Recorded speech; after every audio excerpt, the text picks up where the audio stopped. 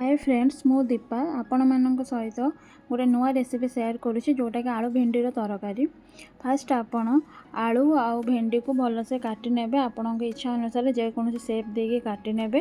तापर आलू आउ भेंडी को आपण तेल हलदी लंका गुंड हलदी गुंड टिके देके भाजी नेबे।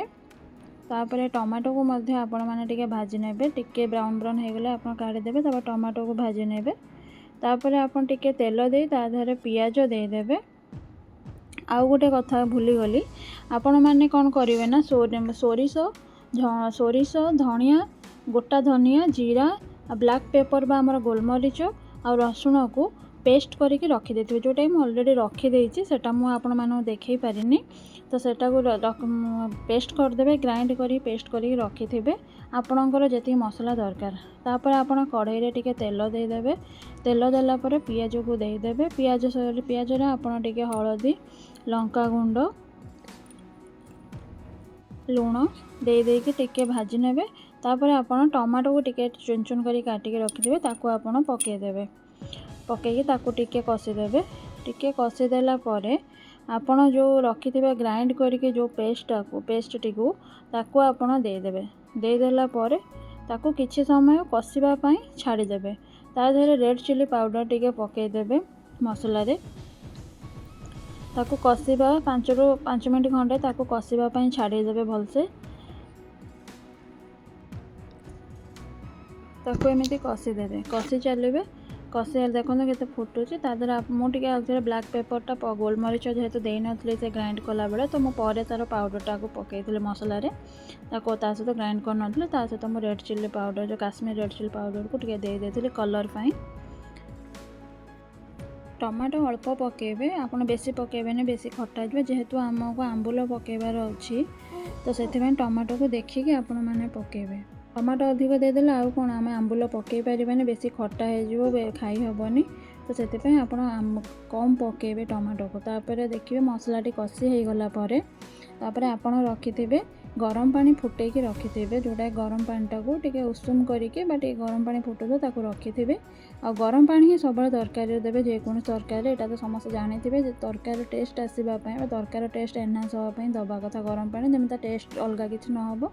ठंडा पानी देले तार टेस्ट एनहांस कमी जाए तो से गरम पानी देबे जो टेम्परेचर ठीक रही है। ता सहित आपण सुखिला आंबुल को रखिथे पकईदेवे। मु 3-4 खंड पकई जेहेतु ये खट्टा कम अच्छे तो मुझे 3-4टा आंबुल पकई। आपण मैंने खट्टा आंबुल थी तो आप गोटे पकईबे। ता सहित आप जहाँ रखिथे आलू आ भेंडी को भाजिकी ताको पकईदेवे। पकईदेला ता देहरे आमर टिके कंचा लंका को आप काटिके रखिथे तो 3-4टा क्यूब पकईदेवे कंचा लंकार। तापर आपण जो बिलाती रखिथे भाजिकी तापर आपण से बिलाती को पकई देकी फुटवा छाड़ीदेवे 10 ରୁ 20 मिनट छाड़ीदेवे। आलू आ भेंडी को भलसे सीझापी ताको छाड़ीदेवे। तापर आपण देखिए जदि सीझी गलानी जितेबाला आलू आ भेंडी सब भलसे हो गलानी आलू को चेक करदेवे। हो गला परे आपण गोटे छुंक प्रस्तुत करेंगे जोटा कि टिके सोरिष तेल नहीं जिबे।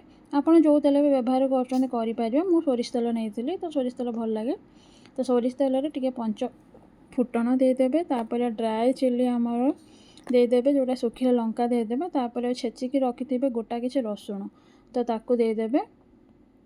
ता सहित आमर करी लिव्स बा आमर जो भृषंग पत्र ताकू देदेवे। कंचा रसुणटा आमर टिके हो गला परे लाइट टिके तापर आपण सांगे सांगे पकईदेवे करी लिव्सटा को।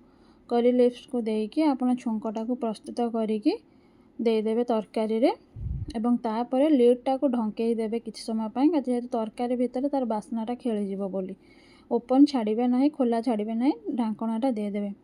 तापर आपणकर प्रस्तुत हो स्वादिष्ट आलू भेंडीर तरकारी। आपनको रेसिपीटी केमिति लागिला थरे घरे ट्राए करिके खाआंतु एवं आपण परिवार वर्ग को भी खुआंतु।